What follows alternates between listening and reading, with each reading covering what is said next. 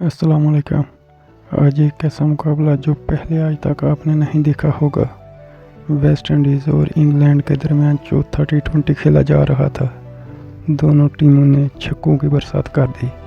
England ने पहले खेलते हुए 267 रन बनाए तो उसके 3 खिलाड़ी आउट थे, 20 ओवर हो चुके थे, जबकि उसने 19 सिक्स लगाए थे।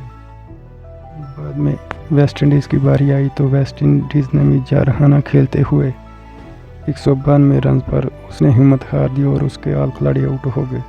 15.3 ओवर हुए थे।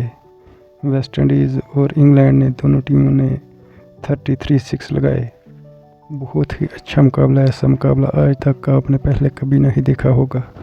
आज दिन को इंडिया और साउथ अफ्रीका का मैच हुआ, बहुत शानदार मैच हुआ था। हमने उस मैच में भी आपको अपडेट रखा। अगर क्रिकेट की फुल न्यूज़ देखनी है, फुल कवरेज देखनी है, हमारे पेज को लाइक और शेयर ज़रूर करें और दोस्तों को भी हमारे पेज की लाइक और शेयर करने की दावत ज़रूर दें। शुक्रिया।